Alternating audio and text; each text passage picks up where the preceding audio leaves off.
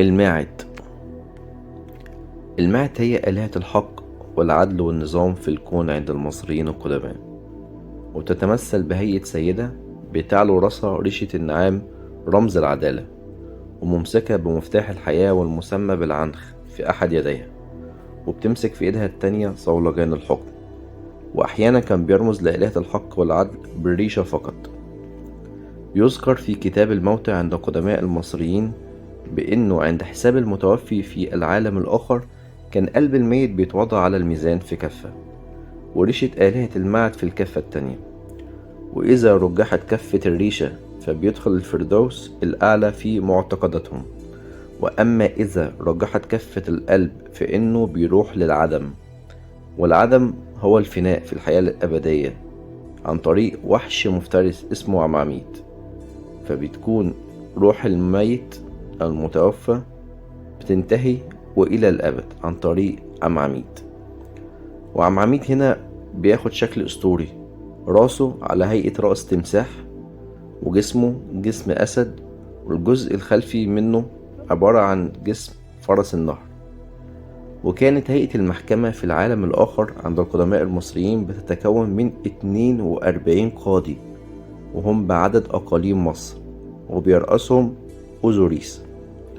وبالنسبة لقوانين المعد هي 42 قانون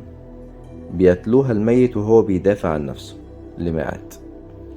وأثناء محاكمته في العالم السفلي عليه أن يكون صادق جدا لكي ينجو من العذاب. والمعد هي القوانين التي تشير إلى الضوابط الأخلاقية في الدين المصري القديم وعموم الحياة الاجتماعية القديمة في حياة المصريين القدماء. وال42 قانون هم كالآتي: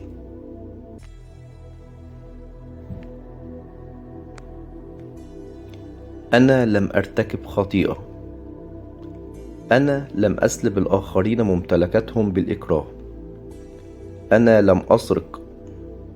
أنا لم أقتل، أنا لم أسرق الطعام،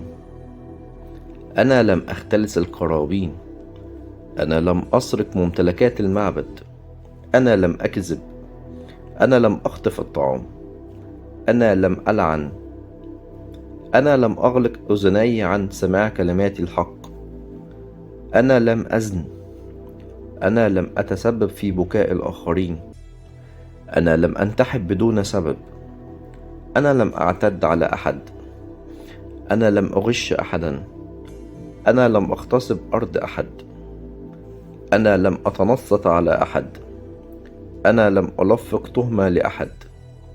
أنا لم أغضب بدون سبب، أنا لم أغو زوجة أحد، أنا لم أدنس جسدي، أنا لم أقم بإرهاب أحد، أنا لم أخالف القانون، أنا لم أتمادي في الغضب، أنا لم ألعن الناترو الآلهة، أنا لم أستخدم العنف ضد أحد، أنا لم أهدد السلام، أنا لم أتصرف بغوائية، أنا لم أتدخل فيما لا يعنيني، أنا لم أتحدث بالمبالغة، أنا لم أفعل الشر، أنا لم يصدر مني أفكار أو كلمات أو أفعال شريرة، أنا لم ألوث ماء النيل، أنا لم أتحدث بغضب أو استعلاء، أنا لم ألعن أحد بكلمة أو فعل، أنا لم أضع نفسي موضع شبهات، أنا لم أسرق ما يخص النترو الآلهة، أنا لم أنبش القبور ولم أسيء إلى الموتى، أنا لم أخطف لقمة من فم طفل، أنا لم أتصرف بكبر وغطرسة، أنا لم أخرب المباني الدينية.